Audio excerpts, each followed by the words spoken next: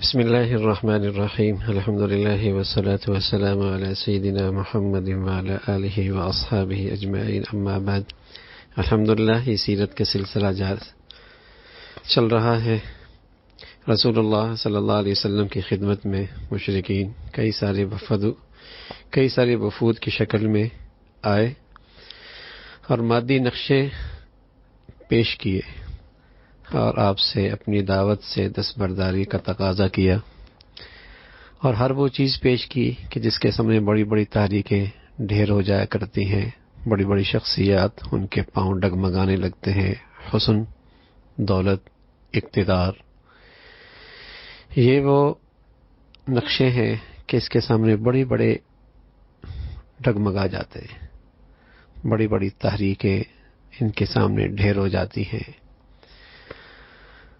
تو اللہ کے نبی صلی اللہ علیہ وسلم کی خدمت میں یہ ساری چیزیں پیش کی گئی. اس سے اسلامی دعوت اور آپ علیہ الصلاۃ والسلام کے پیغام کی حقیقت پورے طور پہ واضح ہو گئی کہ آپ علیہ الصلاۃ والسلام کا مقصد نہ تو بادشاہت حاصل کرنا ہے، نہ سرداری لینا ہے، نہ حسن و جمال کے آپ فریفتہ ہیں، نہ آپ کو کوئی مرض لائق ہے. عام طور پہ یہی احتمالات ہوتے ہیں اور اللہ رب العزت نے اپنے حکیمانہ انداز سے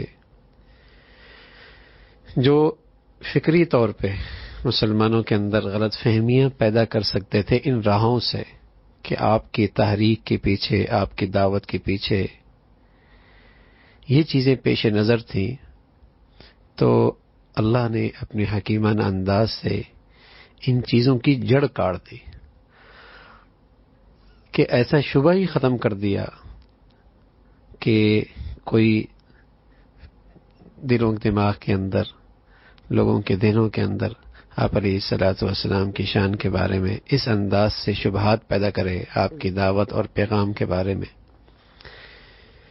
کہ ظاہر ہے ایسا اگر کوئی شخص بادشاہی اور سرداری کا خواہش مند ہو اور اس کے قوم کے لوگ بار بار اس کے سامنے ان چیزوں کی پیشکش بھی کرے اور مساہلت کے انداز میں بار بار ان کی حاضری بھی ہو اور اس کے مقابلے میں جواب یہ ہے کہ جو چیز تم میرے پاس لے کے آیا ہو یہ میرا مقصد نہیں ہے کہ میں تم سے تمہارے مال کا طلبگار ہوں یا میں تم سے کوئی شرف بادشاہت چاہوں، بلکہ اللہ نے مجھے رسول بنا کر بھیجا ہے، مجھ پر ایک کتاب نازل ہوئی ہے اور مجھے اللہ نے حکم دیا ہے کہ میں تمہارے لیے بشیر بنوں، نذیر بنوں، میں اپنے رب کے پیغام تم تک پہنچاؤں، تمہیں نصیحت کروں. اب اگر تم اس چیز کو قبول کرتے ہو تو میں تمہارے جو پاس لایا ہوں تو تمہارے لیے دنیا آخرت میں بڑی خوش نصیبی ہے، اور اگر تم اس کو رد کرتے ہو، انکار کرتے ہو، تو میں اللہ کے حکم پر صبر کرتا ہوں یہاں تک کہ وہ اللہ میرے اور تمہارے درمیان کوئی فیصلہ فرما دے. خود رسول اللہ صلی اللہ علیہ وسلم کی معاشی زندگی بھی آپ کے قول کے بالکل مطابق تھی. جو آپ کہہ رہے تھے معاشی زندگی بھی بالکل اسی کا نمونہ تھی کہ آپ زبان سے تو سرداری اور بادشاہی سے لا تعلقی ظاہر کر رہے ہوں، لیکن پس پردہ آپ اس کی کوشش میں لگے ہوئی ہوں. ایسا بالکل نہیں، اس لیے کہ آپ کا کھانا بہت معمولی تھا، آپ کی معاشی حالت فقراء اور مساکین کی حالت سے بھی بہتر نہ تھی. امام بخاری رحمۃ اللہ علیہ فرماتے ہیں کہ عائشہ فرماتی ہے کہ نبی علیہ الصلوۃ والسلام کا جس وقت وصال ہوا میرے پاس کھانے کے لیے کوئی چیز نہ تھی سوائے تھوڑے سے جو کے. ایک عرصے تک میں وہی استعمال کرتی رہی. اور امام بخاری رحمۃ اللہ علیہ نے ایک اور روایت انس سے روایت نقل فرمائی ہے کہ پیارے رسول صلی اللہ علیہ وسلم زندگی بھر دسترخوان پر آپ نے کھانا نہیں کھایا اور آپ زندگی بھر چپاتی کی روٹی آپ نے استعمال نہیں کی. آپ کا لباس بھی انتہائی معمولی تھا، گھر میں ضروریات کی چیزیں بھی بہت مختصر تھیں. چٹائی پر آپ لیٹتے تھے جس سے آپ کے پہلو پر نشان بھی پڑ جاتے تھے، کبھی نرم بستر پر سوئے بھی نہیں. ایک دن آپ کے ازواج حضرت عائشہ رضی اللہ تعالیٰ عنہ بھی تھیں، آپ کے پاس اکٹھی ہوئیں اور تقاضا کیا، کچھ خرچے کا تقاضا کیا، تو فوراً قرآن کی آیت آ گئی. تو بہرحال رسول اللہ صلی اللہ علیہ وسلم نے ان کی تمام پیشکشیں ٹھکرا دی۔ اس سے ایک اور بات بھی معلوم ہوئی کہ حکمت سے کام لینا چاہیے، مساہلت سے کام لینا چاہیے، لیکن شرط یہ ہے کہ وہ شریعت کی حدود کے اندر ہو، حدود کے اندر ہو۔ رسول اللہ صلی اللہ علیہ وسلم نے یہاں جو طرز اختیار کیا وہ عین حکمت تھا، اس میں عین دین کی، اسلام کی مصلحت تھی، دینی دعوت کی مصلحت تھی۔ اس لیے کہ اسلامی شریعت نے جس طرح مقاصد متعین فرمائے ہیں، اسی طرح اس نے وسائل کی بھی نشاندہی کر دی کہ مقصد تک رسائی حاصل کرنے کے لیے ایسا نہیں کہ جو راہ اختیار کی جائے، بلکہ ضروری ہے کہ وہ راہ ایسی ہو جو شریعت کی حدود کے اندر ہو، شریعت کی حدود کا اس میں خیال رکھا جائے۔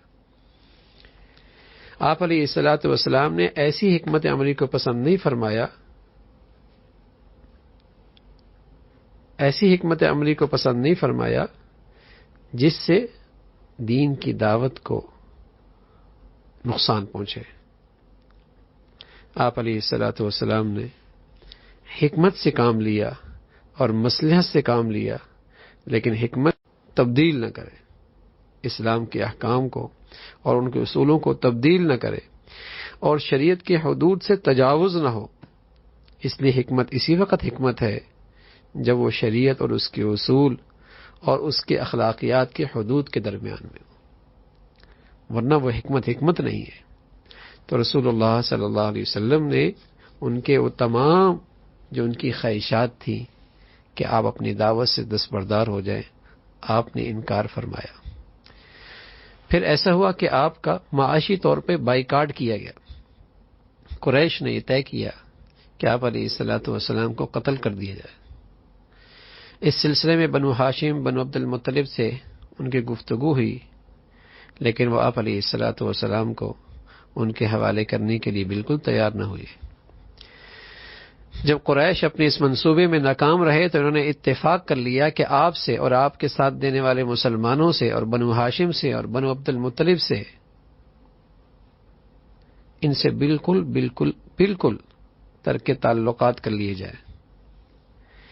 انہوں نے ایک دستاویز تیار کی اور اس میں عہد کیا کہ آج کے بعد کوئی بھی بنو عبد المطلب سے جب تک یہ آپ کو ہمارے حوالے نہیں کرتے کوئی تعلقات نہیں رکھیں گے، نہ خرید و فروخت کریں گے، اور نہ ہی ان کے پاس رزق کے وسائل پہنچنے دیے جائیں گے، اور نہ ہی ان کے ساتھ کوئی صلح ہوگی، نہ کوئی نرمی کا برتاؤ ہوگا۔ یہ دستاویز تیار ہوئی اور کعبہ پر لٹکا دی گئی۔ کفار قریش اس دستاویز پر 3 سال عمل کرتے رہے، 3 سال انہوں نے اس پہ عمل کیا۔ موسیٰ ابن عقبہ کی روایت ہے کہ یہ واقعہ حبشہ کی ہجرت سے پہلے کا ہے۔ رسول اللہ صلی اللہ علیہ وسلم اور مسلمانوں کے ساتھ بنو ہاشم، بنو عبد المطلب، شعبہ ابن مطلب ایک گھاٹی میں سب قید ہو گئے، کیونکہ مکہ مختلف گھاٹیوں میں تقسیم ہے، اور شعبہ ابن مطلب، بنو ہاشم اور بنو عبد المطلب تمام افراد اس گھاٹی میں اکٹھے ہو گئے۔ کچھ مسلمان تھے، کچھ کافر تھے۔ مسلمان تو دینی جذبے کے ساتھ آپ کے ساتھ اکٹھے تھے، اور کافر آپ کے ساتھ خاندانی حمیت کی وجہ سے آپ کے ساتھ تھے، لیکن ابو لہب اس نے آپ کا ساتھ نہیں دیا۔ اس موقع پہ وہ آپ کے مخالف لوگوں میں اور قریش کے ساتھ جا ملا۔ ان 3 سالوں میں نبی علیہ الصلوۃ والسلام اور مسلمانوں کو شدید پریشانی، سخت آزمائشوں کا سامنا کرنا پڑا۔ بس اوقات درخت کے پتے استعمال کرنے پڑے، درخت کے پتوں کو استعمال کرنا پڑا۔ جب 3 سال مکمل ہو گئے تو بنو قصا کے بعد لوگوں نے اس پر ایک دوسرے کو ملامت کی اور انہوں نے معاہدہ ختم کرنے کا ارادہ کر لیا۔ ادھر اللہ کا کرنا یہ ہوا کہ جس دستاویز میں یہ معاہدہ تحریر تھا اسے دیمک لگ گئی، اور چند الفاظ ہی اس میں محفوظ رہ سکے جو صرف ذکر اللہ پہ مشتمل تھے، باقی ساری چیزیں مٹ گئی۔ رسول اللہ صلی اللہ علیہ وسلم نے اپنے چچا ابو طالب کو اس کی خبر دی تو انہوں نے دریافت کیا کیا تمہارے رب نے تمہیں اس کی خبر دی ہے؟ آپ علیہ الصلوۃ والسلام نے فرمایا ہاں، میرے اللہ نے مجھے خبر دی ہے۔ ابو طالب اپنے خاندان کے چند لوگوں کے ساتھ قریش کے پاس گئے اور ان سے مطالبہ کیا کہ وہ دستاویز لا کر دکھائیں۔ انہوں نے تاثر دیا کہ وہ ان کے شرائط مان لیں گے۔ وہ لوگ دستاویز لے کے آئے، وہ لپٹی ہوئی شکل میں تھی۔ ابو طالب نے کہا میرے بھتیجے نے مجھے بتایا ہے اور اس کی کوئی بات کبھی جھوٹی نہیں ہوتی۔ سبحان اللہ، ابو طالب مسلمان نہیں ہے، لیکن اتنا وہ بھی جانتے ہیں کہ ان کا بھتیجا جھوٹ نہیں بولتا۔ انہیں بھی اتنا یقین ہے کہ ان کا بھتیجا جھوٹ نہیں بولتا۔ اللہ کرے آج ہم کلمہ پڑھنے والے اور اپنے نبی کو سچا ماننے والے، اللہ کرے ہمیں اپنی نبی کی بات پہ ایسا یقین آ جائے، ہمیں اپنی نبی کی ہر بات ہر پیغام پہ اللہ کرے دل و جان سے یقین آ جائے۔ میرے بھتیجے نے مجھے بتایا ہے اور اس کی کوئی بات کبھی جھوٹی نہیں ہوئی کہ اللہ تعالیٰ نے تمہارے اس دستاویز پر ایک دیمک کو مسلط کر دیا ہے جس نے اس میں تمام ظلم اور زیادتی اور قطع رحمی کی باتوں کو سب کھا لیا۔ اگر بات یہی ہے جیسا کہ اس نے بتایا ہے، تم لوگ ہوش میں آؤ اور تم اپنے اس غلط فیصلے سے رجوع کرو۔ اللہ کی قسم ہم اسے تمہارے حوالے نہیں کریں گے یہاں تک کہ ہمارا خاندان کا آخری فرد بھی ہلاک کیوں نہ ہو جائے، ہم حوالے نہیں کریں گے۔ اور اگر اس کی بات غلط ہے تو ہم اسے تمہارے حوالے کر دیں گے، تم جیسا چاہو اس کے ساتھ معاملہ کرو۔ ابو طالب کو اتنا یقین تھا کہ اتنی بڑی بات کہہ دی۔ ان لوگوں نے جواب دیا آپ کی بات ہمیں منظور ہے۔ انہوں نے دستاویز کھولی تو اسے ویسے ہی پایا جیسے رسول اللہ صلی اللہ علیہ وسلم نے خبر دی تھی، اس لیے کہ اللہ کے نبی تو کہتے وہ ہیں جو انہیں اللہ بتاتا ہے، اور اللہ کے کرنے کے پیچھے اللہ کا علم ہے، اللہ کی قدرت ہے، اللہ کی قدرت ہے۔ اس پر وہ کہنے لگے اللہ اکبر، ضد بھی عجیب بلا ہے، حسد بھی عجیب مصیبت ہے، غرور اور تکبر بھی عجیب عذاب ہے۔ کہنے لگے یہ تمہارے بھتیجے کا جادو ہے۔ انہیں وہی سمجھ میں نہیں آتی، انہیں اللہ کے نبی کی پیغمبری سمجھ میں نہیں آئی، انہیں اللہ کے نبی کی نبوت سمجھ میں نہیں آئی کہ یہ ساری باتیں جو نبی کہہ رہے ہیں نبوت کی وجہ سے کہہ رہے ہیں، وحی کی وجہ سے کہہ رہے ہیں۔ پھر قریش کے 5 سرداروں نے اس معاہدے کو قلم کرا دیا، محاصرہ ختم ہو گیا۔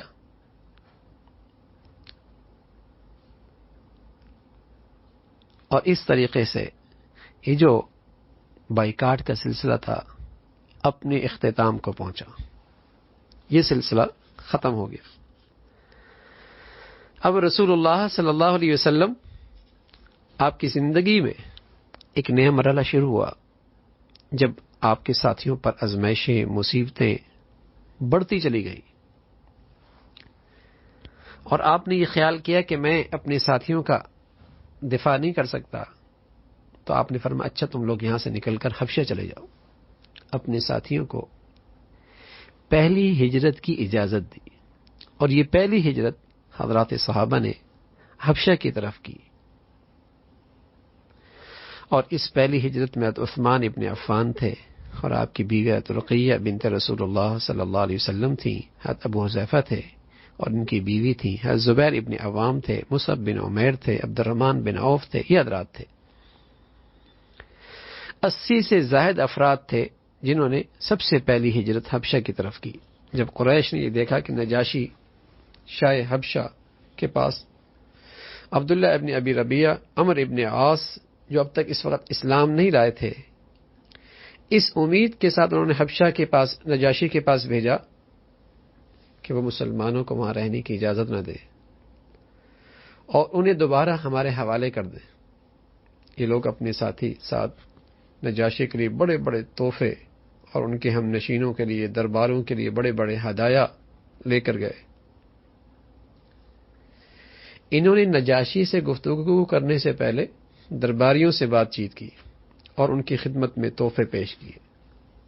جب انہوں نے نجاشی کے نجاشی سے اس سلسلے میں گفتگو کی تو اس نے جواب دیا، جب تک میں مسلمانوں سے اس نئے دین کے بارے میں معلوم نہ کر لوں میں انہیں تمہارے حوالے نہیں کر سکتا۔ مسلمانوں کو اس کے دربار میں لایا گیا، وہاں قریش کے 2 نمائندے بھی موجود تھے۔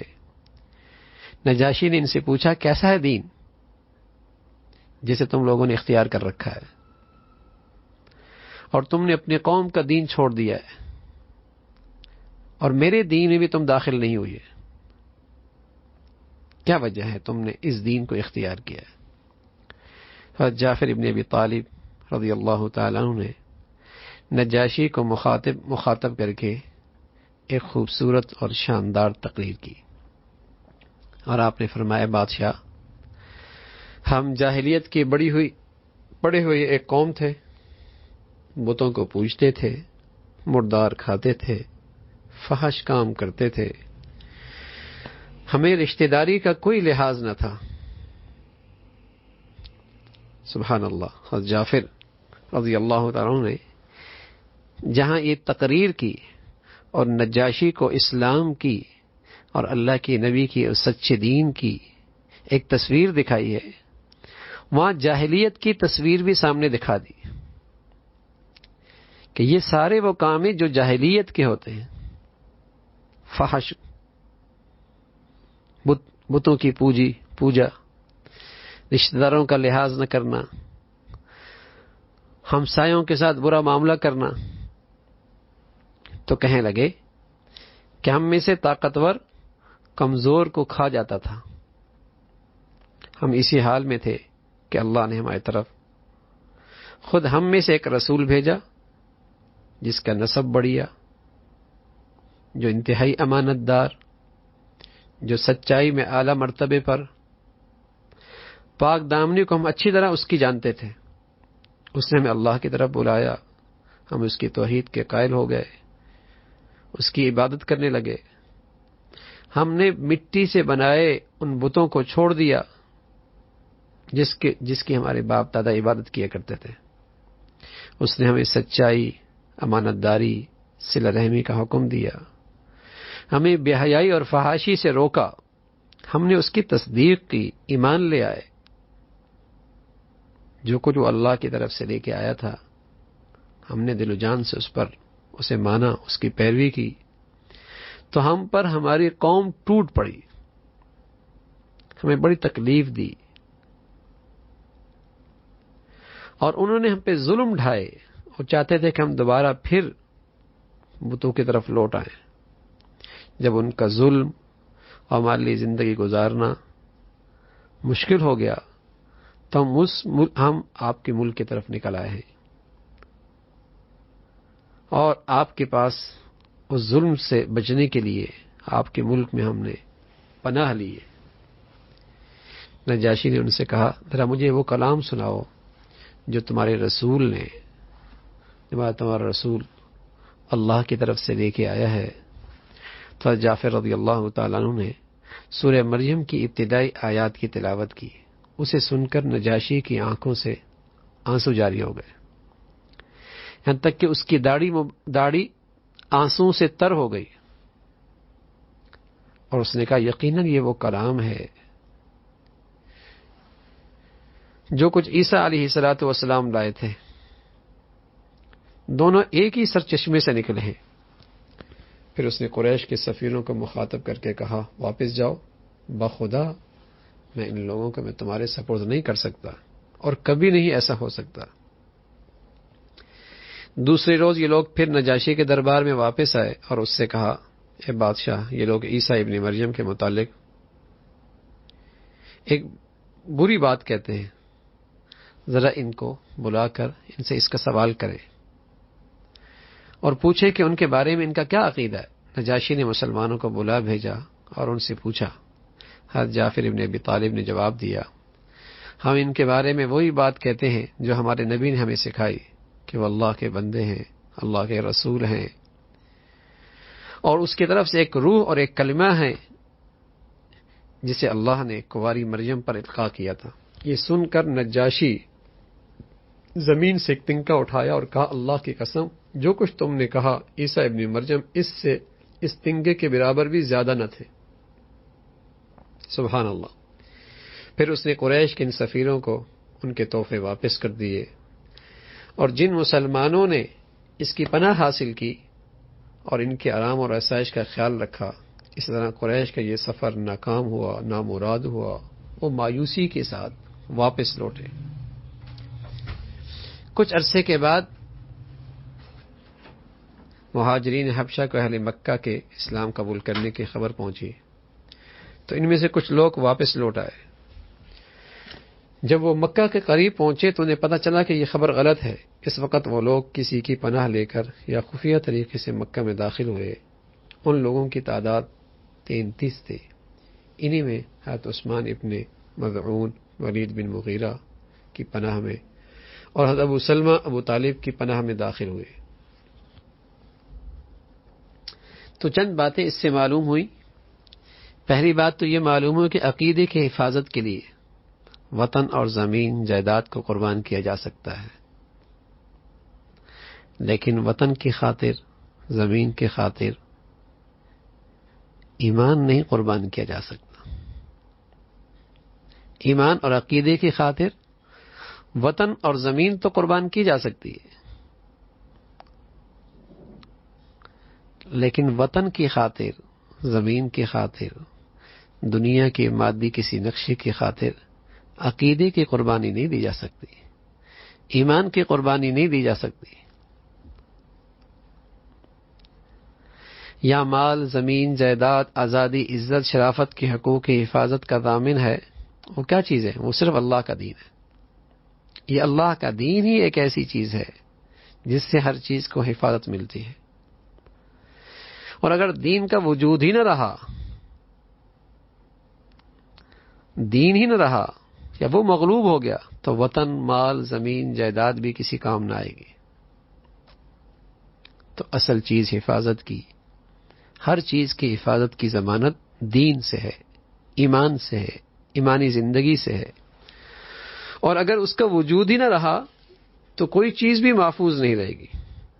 اور ساتھ یہ بات بھی معلوم ہوئی کہ آپ علیہ الصلوۃ والسلام اور حضرت عیسیٰ علیہ الصلوۃ والسلام کے تعلیمات کے درمیان آپس کا گہرا تعلق تھا، دونوں کے سرچشمہ ایک ہی تھے، دونوں کا سرچشمہ ایک ہی تھے، اور یہ بات نجاشی جانتا تھا، اسے عیسیٰ علیہ الصلوۃ والسلام کی تعلیمات کا علم تھا۔ اور تیسری بات یہ بھی معلوم ہوئی کہ غیر مسلموں کی پناہ لی جا سکتی ہے مشروط طور پر، ایسے طور پر کہ مسلمانوں کے لیے جائز ہے کہ وہ وقت ضرورت غیر مسلموں کی پناہ لے سکتے ہیں، خواہ وہ پناہ دینے والا کوئی اہل کتاب ہو، جیسے نجاشی اس وقت نصرانی تھا، بعد میں مسلمان بھی ہو گیا، یا کوئی مشرک ہو، اس کی پناہ میں کوئی مسلمان آ جائے۔ رسول اللہ صلی اللہ علیہ وسلم کے چچا ابو طالب مطعب بن عدی، جس کی پناہ لے کر رسول اللہ صلی اللہ علیہ وسلم طائف سے مکہ میں داخل ہوئے تھے، لیکن ظاہر ہے یہ ایسی پناہ ہونی چاہیے کہ اس میں اسلامی دعوت کا کوئی نقصان نہ ہو، اس میں دینی دعوت سے دستبرداری نہ ہو، جو دین کی طرف سے ذمہ داریاں ہیں اس میں کوتاہی نہ ہو۔ ایک موقع پہ ابو طالب نے آپ سے کہا کہ ذرا ان کی رعایت رکھیں اور ذرا ان پر اتنا بوجھ نہ ڈالیں جو میرے کندھے برداشت نہ کر سکے، میں اس بوجھ کو اٹھا نہ سکوں، اس لیے مشرکین کے معبودوں کے بارے میں کوئی ایسی بات نہ کہیں جو انہیں ناگوار گزرے۔ جب ابو طالب نے یہ بات کہی تو اس وقت آپ علیہ الصلوۃ والسلام نے ارادہ کر لیا تھا کہ وہ اپنے چچا کی پناہ سے نکل جائیں گے، لیکن اس بات پر وہ رضامند نہیں ہوئے کہ کسی ایسی چیز پر خاموشی اختیار کر لیں جس کا بیان کرنا اور وضاحت کرنا ضروری ہو۔ تو پناہ کسی غیر مسلم کی جائز ہے، لیکن جو اللہ نے ذمہ داری دی ہے یا دین کی دعوت کا اور دینی دعوت کی جو ذمہ داری ہے اس میں کوتاہی نہ آنے پائے۔ اگر اس میں کوتاہی آ رہی ہے تو ایسی پناہ کسی کافر کے ہاں پھر اس کی اجازت نہیں ہے۔ اسی عرصے میں جبکہ نبی علیہ الصلوۃ والسلام اور آپ کے اصحاب پر مشرکین کی طرف سے بڑی تکلیفیں اور اذیتیں پہنچ رہی تھیں کہ آپ کی خدمت میں ایک وفد آیا مکہ سے باہر سے. یہ حبشہ کے کچھ لوگ تھے، اور حبشہ میں جب جعفر ابن ابی طالب مکہ واپس تشریف لا چکے تھے تو یہ وفد بعد میں آیا. ان کی تعداد 30 کے قریب تھی. یہ آئے اور حضور علیہ الصلوۃ والسلام سے ملاقات کی، اور ملاقات کے موقع پہ رسول اللہ صلی اللہ علیہ وسلم نے کچھ آیات کی تلاوت فرمائی. تلاوت انہوں نے سننی تھی کہ سارے کے سارے ایمان لے آئے. جب ابو جہل کو پتہ لگا تو اس نے ان لوگوں کے پاس آ کر انہیں سخت ملامت کی، اور اس نے ان سے کہا تم سے زیادہ احمق گروہ تو کبھی ہماری نظر سے گزرا ہی نہیں. تمہاری قوم نے تمہیں اس لیے بھیجا تھا کہ تم اس شخص کے حالات کی تحقیق کر کے آؤ اور انہیں ٹھیک ٹھیک خبر دو، مگر تم تو اس کے پاس بیٹھے ہی تھے اور اپنا دین چھوڑ بیٹھے اور ایمان لے آئے، اور اس کی باتوں کو تم دل سے ماننے لگ گئے. اس پر ان لوگوں نے جواب دیا سلام ہے بھائیو تم کو، ہم تمہارے ساتھ جہالت کی بازی نہیں کر سکتے، ہمیں ہمارے طریقے پہ چلنے دو، تم اپنے طریقے پہ چلتے رہو، ہم جان بوجھ کر اپنے آپ کو بھلائی سے محروم نہیں رکھ سکتے. اس تھوڑی سی صحبت میں اور رسول اللہ صلی اللہ علیہ وسلم کے اس کے پیغام سننے میں ان کے دلوں میں ایمان ایسا رچ بس گیا تھا کہ فوراً ابو جہل کو کھرا کھرا جواب سنا دیا. تو اس سے ایک بات معلوم ہوئی کہ اگر دعوت کے راستے میں جو مصائب آ رہے ہوتے ہیں، یہ مصائب کوئی ناکامی کی چیز نہیں ہوتی، اس کے اپنے اثرات ہوتے ہیں، اس کے اپنے نتائج ہوتے ہیں. یہاں اللہ کے نبی مکہ میں مصائب سے گزر رہے، آزمائشوں سے گزر رہے، ظلم و ستم آپ کے ساتھیوں پہ ڈھایا جا رہا، اور لوگ دور دراز علاقوں سے آ کر اسلام قبول کر رہے.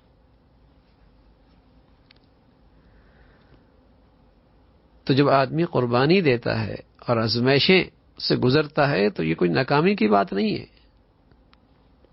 بلکہ یہ دعوت کے راستے کھل رہے ہوتے ہیں، دل و دماغ کے اندر دعوت کے اثرات پڑ رہے ہوتے ہیں. تو یہ وفد سمندر کو چیرتے ہوئے آپ علیہ الصلوۃ والسلام کے پاس پہنچا اور اس نے اسلام قبول کر لیا. پھر آپ کی زندگی میں ایک غم کا سال آیا. یہ 10واں سال تھا اور یہ سال غم کا سال تھا. اسی میں آپ علیہ الصلوۃ والسلام کی اہلیہ حضرت خدیجہ رضی اللہ تعالیٰ عنہ اور آپ کے چچا ابو طالب کی وفات ہوئی. حضرت خدیجہ اور ابو طالب کی وفات کے درمیان 1 مہینہ 5 دن کا فاصلہ تھا.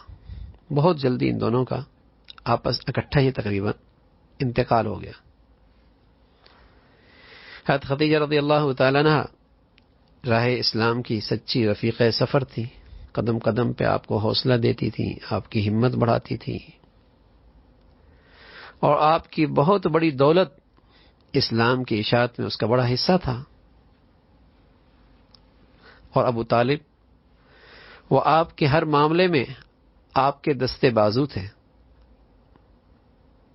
اور آپ کی پناہ تھے، اور آپ کے قوم کے معاملے میں وہ آپ کے بڑے معاون، بڑے مددگار تھے.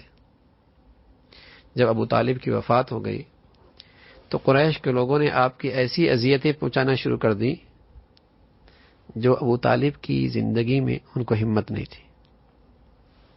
ایک روز قریش کے ایک اوباش نے سر بازار آپ کے سر مبارک پر مٹی ڈال دی. آپ اسی حال میں جب گھر تشریف لائے تو آپ کی صاحبزادی نے سر دھلایا، اور دھلاتے ہوئے وہ روتی بھی جا رہی تھی. آپ انہیں تسلی دے رہے تھے اور فرما رہے تھے رو نہیں میری بیٹی، اللہ تیرے باپ کا حامی ہے. اسی سال نبی علیہ الصلوۃ والسلام کو اس دعوت کے راستے میں بڑی تکلیفیں اٹھانی پڑی. اسی بنا پر آپ نے اس سال کو غم کا سال قرار دیا. حضرت خدیجہ کا اور ابو طالب کا جلد وفات کرنے میں ایک بڑی حکمت تھی. قضاء الہی سے مکہ میں جب مسلمانوں کو طاقت اور قوت حاصل ہونے اور استحکام سے پہلے ان حضرات کا دنیا سے چلا جانا اللہ کی طرف سے ایک حکیمانہ نظام تھا کہ یہ تأثر نہ ہو کہ آپ کی حفاظت آپ کی چچا کی وجہ سے، آپ کی چچا کی وجہ سے، بلکہ یہی تأثر عام ہونا چاہیے کہ آپ کی حفاظت براہ راست اللہ کی طرف سے، اور براہ راست اللہ رب العزت آپ کے مددگار ہیں۔ اور دوسرا، رسول اللہ صلی اللہ علیہ وسلم نے اس سال کو جو غم کا سال فرمایا ہے وہ اس لیے نہیں کہ آپ کو ان حضرات کی جدائی کا غم تھا، آپ کو ان کی فراق کا غم تھا۔ غم کی وجہ یہ تھی کہ اب اسلامی دعوت میں راستے میں رکاوٹیں بڑی بڑی کھڑی ہو جائیں گی۔ ان کی موجودگی میں جہاں دعوت کا پیغام پہنچانا مشکل ہوتا تھا وہ پہلے آسان تھا، اب وہ رکاوٹیں کھڑی ہو جائیں گی۔ بس اوقات پورا پورا دن گزر جایا کرتا تھا، کوئی آپ کی بات سننے کے لیے تیار نہ ہوتا۔ تو ان وجوہات کی بنیاد پر آپ علیہ الصلوۃ والسلام نے اسے غم کا سال قرار دیا۔ جب قریش نے آپ علیہ الصلوۃ والسلام کو اذیتیں پہنچائیں تو آپ علیہ الصلوۃ والسلام نے اب ہجرت فرمائی، اور یہ ہجرت آپ کی طائف کی طرف تھی۔ آپ چاہتے تھے کہ وہاں قبیلہ بنو ثقیف اسلامی دعوت کے کام میں آپ کی مدد کرے، آپ کی حمایت کرے، آپ کو امید تھی، یہ دعوت لے کر آپ وہاں تشریف لے گئے۔ جب رسول اللہ صلی اللہ علیہ وسلم طائف پہنچے اور قبیلہ ثقیف کے سرداروں سے آپ کی ملاقات ہوئی اور ان کو اللہ کا پیغام سنایا تو انہوں نے آپ کی دعوت کو بڑی سختی سے رد کر دیا اور اتنی بدتمیزی سے پیش آئے کہ آپ علیہ الصلوۃ والسلام کو اس کی بالکل توقع نہ تھی۔ یہ دیکھ کر آپ ان کے پاس سے اٹھ گئے اور چلتے ہوئے آپ نے ان سے کہا، میرے ساتھ تم لوگوں نے جو برتاؤ کیا سو کیا، مگر کم از کم اتنا تو کر دو کہ میرا معاملہ مخفی رکھو اور قریش کو میرے یہاں آنے کی خبر نہ دو۔ ان لوگوں نے آپ کی یہ بات بھی نہ مانی۔ پھر انہوں نے اپنے اوباش لڑکوں کو اور غلاموں کو آپ کے خلاف اکسایا اور وہ آپ کو گالیاں دینے لگے، آوازیں کسنے لگے۔ انہوں نے آپ پر اتنے پتھر برسائے کہ آپ کے دونوں پیر لہولہان ہو گئے۔ اس موقع پہ زید ابن حارثہ جو آپ کے ساتھ تھے وہ آپ کو پتھروں سے بچانے کے لیے خود پتھروں کی بارش اپنے اوپر لیتے رہے۔ سبحان اللہ، کیسے سچے عاشق تھے۔ حضرت زید ابن حارثہ آپ کو پتھروں سے بچا رہے اور اپنے اوپر پتھر کھا رہے، آپ کی ڈھال بن گئے، یہاں تک کہ ان کا سر پھٹ گیا۔ رسول اللہ صلی اللہ علیہ وسلم نے جب عتبہ ابن ربیعہ کے باغ تک پہنچے تو وہ بدماش لوگ جو آپ کا تعاقب کر رہے تھے، آپ کے پیچھے پیچھے تھے، واپس ہو گئے۔ آپ تھکن اور زخمیوں سے چور انگور کے ایک بیل کے سائے میں بیٹھ گئے۔ ربیعہ کے دونوں بیٹے آپ کو دیکھ رہے تھے۔ جب آپ اس سائے میں کچھ آپ کو اطمینان نصیب ہوا تو آپ نے بارگاہ الہی میں دعا کے لیے ہاتھ اٹھا دیے۔ خداوند، میں تیری حضور اپنی بے بسی اور اپنی بے چارگی اور لوگوں کی نگاہ میں اپنی بے قدری کا شکوہ کرتا ہوں۔ اے ارحم الراحمین، تو سارے کمزوروں کا رب ہے، میرا رب بھی تو ہی ہے۔ مجھے کس کے حوالے کر رہا ہے؟ کیا کسی بیگانے کے حوالے جو مجھ سے بری انداز سے پیش آئے، یا کسی دشمن کے حوالے جس کو تو نے مجھ پر قابو پا لینے کی طاقت دے دی؟ اگر تو مجھ سے ناراض نہیں ہے تو مجھے کسی مصیبت کی پرواہ نہیں۔ اگر آپ مجھ سے ناراض نہیں ہیں تو مجھے کسی مصیبت کی پرواہ نہیں، مگر میں تیرے طرف سے عافیت مجھے نصیب ہو جائے تو اس میں میرے لیے زیادہ آسانی ہے۔ میں پناہ مانگتا ہوں تیری ذات کے اس نور کی جو اندھیرے میں اجالا کرتا ہے اور دنیا آخرت کے معاملات کو درست کرتا ہے۔ مجھے اس سے بچا لے کہ تیرا غضب مجھ پہ نازل ہو یا میں تیرے عتاب کا مستحق ہو جاؤں، تیری مرضی پہ راضی رہوں یہاں تک کہ تو مجھ سے راضی ہو جائے، کوئی زور اور طاقت تیرے بغیر نہیں ہے۔ یہ منظر دیکھ کر باغ کے مالک ربیعہ کے دونوں بیٹوں کے دل میں ہمدردی کا جذبہ پیدا ہو گیا۔ اس نے اپنے ایک عیسائی غلام جس کا نام عداس تھا بلایا اور اس کے ہاتھ انگوروں کا ایک خوشہ پلیٹ میں رکھ کر آپ کے پاس بھیجا۔ یہ غلام جب انگور لے کر آپ کے سامنے اس نے رکھا تو آپ علیہ الصلوۃ والسلام تناول فرمانے لگے۔ کہا تو آپ نے بسم اللہ کہہ کر ہاتھ بڑھایا اور اسے کھایا۔ عداس غلام حیرت سے بولا، اللہ کی قسم اس علاقے کے لوگ تو یہ الفاظ نہیں کہتے جو آپ کہہ رہے ہیں، بسم اللہ کہہ کر۔ رسول اللہ صلی اللہ علیہ وسلم نے پوچھا، تم کہاں کے رہنے والے ہو، تمہارا دین کیا ہے؟ غلام سے باتیں کرنے لگے۔ اس نے کہا، میں عیسائی ہوں، نینوا کا رہنے والا ہوں۔ آپ نے فرمایا، مرد صالح یونس بن متا کی بستی کے، تمہارا یونس کی بستی کے رہنے والے ہو؟ اس نے پوچھا، آپ ان کو کیسے جانتے ہیں؟ فرمایا، وہ میرے بھائی ہیں، وہ بھی نبی تھے، میں بھی نبی ہوں۔ یہ سنتی وہ غلام آپ پر جھکا اور آپ کے سر، ہاتھوں اور قدموں کو چومنے لگا۔ پھر رسول اللہ صلی اللہ علیہ وسلم نے طائف سے واپس ہوئے اور مکہ کا رخ کیا۔ راستے میں چند روز نخلا کے مقام پر ٹھہرے۔ وہیں ایک رات آپ نے نماز میں قرآن مجید کی تلاوت فرما رہے تھے کہ جنوں کا ایک گروہ ادھر سے گزرا۔ اس نے قرآن سنا، وہ ایمان لے آئے اور واپس جا کر اپنے قوم کو اسلام کی تبلیغ شروع کر دی۔ اس کا تذکرہ قرآن میں ہے، وَإِذْ صَرَفْنَا إِلَيْكَ نَفَرًا مِنَ الْجِنِّ يَسْتَمِعُونَ الْقُرْآنَ فَلَمَّا حَضَرُوا قَالُوا أَنصِتُوا فَلَمَّا قُضِيَ وَلَّوْا إِلَىٰ قَوْمِهِم مُنذِرِينَ کہ یہ واقعہ قابل ذکر ہے جب ہم جنوں کے ایک گروہ کو تمہاری طرف سے لے آئے تھے تاکہ وہ قرآن سنیں، اور جب وہ اس جگہ پہنچے جہاں تم قرآن پڑھ رہے تھے تو انہوں نے آپس میں کہا، خاموش ہو جاؤ۔ پھر جب وہ پڑھ چکا تو وہ خبردار کرنے لگے، اپنی قوم کی طرف پلٹے۔ اس کا تذکرہ سورہ جن کے اندر بھی موجود ہے۔ تو یہ طائف کا واقعہ ہے، لیکن اس میں ایک بات معلوم ہوئی کہ آپ علیہ الصلوۃ والسلام کو جو تکلیفیں پہنچی ہیں یہ بھی آپ کے تبلیغی اعمال کا حصہ تھی، جہاں آپ نے عبادت کا طریقہ سکھایا، جہاں آپ نے معاملات سکھائے، جہاں آپ نے اخلاق سکھائے، وہاں اللہ کے نبی صلی اللہ علیہ وسلم نے یہ بھی سکھایا کہ آزمائشوں میں صبر کیسے کرنا، ابتلا کے موقع پہ استقامت کا مظاہرہ کیسے کرنا ہے۔ تو یہ تکالیفیں یہ بھی آپ کے تبلیغی اعمال کا حصہ تھی، اور اسی کا پیغام قرآن میں ہے، یا ایھا الذین آمنوا اصبروا وصابروا ورابطوا۔ تو آپ علیہ الصلوۃ والسلام نے عملی طور پہ نماز کا طریقہ بھی سکھایا، معاملات بھی سکھائے، اخلاقیات بھی سکھائیں، اور عملی طور پہ آزمائشوں سے گزرنا بھی سکھایا، مصائب سے گزرنا بھی سکھایا، تاکہ آپ کی امت کے لیے ایک اسوہ آپ کی زندگی میں یہ بھی سامنے آ جائے کہ رسول اللہ صلی اللہ علیہ وسلم نے کس انداز سے تکلیفیں اٹھائیں۔ اور اس سے بھی معلوم ہوا کہ رسول اللہ صلی اللہ علیہ وسلم اپنے اس عمل سے اپنے اصحاب اور اپنی بعد کی امت کو اس چیز کی تعلیم دے رہے تھے کہ وہ پیش آنے والی تکلیفوں پہ صبر کریں۔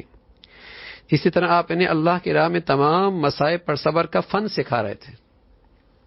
ممکن ہے کوئی شخص کہے کہ اگر یہ بات ہے تو پھر زبان پر حرف شکوہ لانے کا کیا موقع، اس دعا کا کیا مطلب جس سے آپ کی دعوتی جدوجہد کے بے نتیجہ ہونے اور اذیت اور عذاب تکلیف سے دوچار ہونے پر آپ کی پریشانی نظر آ رہی ہے۔ اس کا جواب یہ ہے کہ یہ صرف اللہ سے شکوہ کرنا عبادت اور اس کے سامنے عاجزی کا ایک انداز ہے، اللہ کے سامنے گڑ گڑانے کا ایک انداز ہے، یہ بھی اطاعت ہے۔ تو خود رسول اللہ صلی اللہ علیہ وسلم نے اپنی عاجزی انکساری اپنی دعا میں اللہ کے سامنے پیش کی ہے۔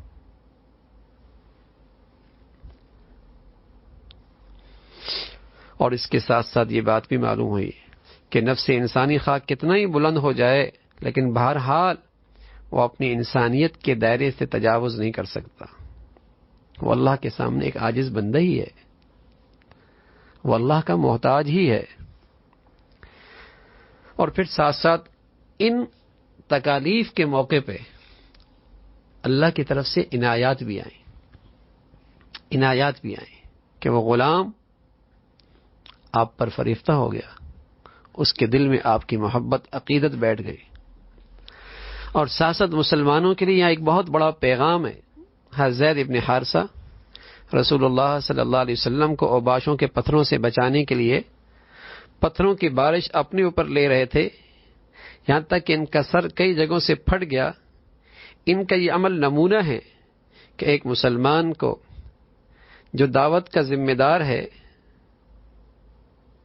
ایک مسلمان کو ایک دعوت کے ذمہ دار کے لیے کیسے نگہبان بننا چاہیے، اور ایک مسلمان کو دین کے رہبر کے ارد گرد کیسی حفاظت کرنی چاہیے. یہ بھی ایک پیغام ہے. انہوں نے اپنے عمل سے یہ اسوہ پیش کیا کہ مسلمان کو اپنے قائد کی حمایت اور نصرت اور اس کی مدافعت کے لیے ہم وقت تیار رہنا چاہیے، اور خواہ انہیں اس راہ میں اپنی جان تک کی قربانی دینی پڑے. اگر وہ قائد سچا ہے اور اس کی دعوت کا پیغام سچا ہے اور وہ رائے حق کا داعی ہے، تو پھر مسلمانوں کی ذمہ داری ہے کہ اپنے آپ کو اس کے لیے ڈھال بن کے دکھائیں اور اس کی مدافعت کے لیے ہر وہ تدبیر اختیار کریں جس سے اس کی حفاظت ہو سکے. جیسے رسول اللہ صلی اللہ علیہ وسلم کے اس جانثار نے، زید ابن حارثہ نے رسول اللہ صلی اللہ علیہ وسلم کی خاطر پتھروں پر آپ ڈھال بن گئے اور یہ ساری قربانی پیش کی. تو ہر زمانے میں اسلامی دعوت کی قیادت کچھ لوگوں کے ہاتھوں میں ہوتی ہے. ہمیشہ ہر دور کے اندر کچھ لوگ دین کی دعوت میں قیادت کیا کرتے ہیں، اور یہ لوگ راہ دعوت میں نبی کے جانشین ہوتے ہیں. پھر تمام مسلمانوں کا فرض ہے کہ ان کے مخلص سپاہی بنے اور ان کے گرد حلقہ بنا کر ان کا دفاع کریں اور ان پر اپنی جان اور اپنا مال نچھاور کریں، جس طرح کہ رسول اللہ صلی اللہ علیہ وسلم کے ساتھ صحابہ کیا کرتے تھے. تو جو بھی اللہ کے نبی کا سچا جانشین ہے، جو بھی رسول اللہ صلی اللہ علیہ وسلم کا سچا خلیفہ ہے، جو بھی آپ کے علم اور آپ کے عمل کا سچا داعی ہے، تو پھر مسلمانوں کی ذمہ داری ہے کہ اس کا دفاع کرنا اور اپنے جان و مال سے اس کی خدمت کرنا. یہ مسلمانوں کی ذمہ داری بنتی ہے. اور پھر یہاں جنوں کا مسلمان ہونا اور ان کا قرآن سننا اور اس کے بعد اپنی قوم کی طرف جا کر اسلام کا پیغام دینا، اس میں یہ بات واضح ہو گئی. اور یہ بات کہ مسلمانوں کے لیے یہ بات جاننا ضروری ہے کہ جنات کے وجود پر ایمان لے کے آئیں، کہ جنات بھی ایک مخلوق ہے اور وہ ایک زندہ مخلوق ہے. اللہ رب العزت نے انہیں اپنی عبادت کا اسی طرح ذمہ دار بنایا ہے جس طرح اللہ نے ہمیں عبادت کا ذمہ دار بنایا ہے.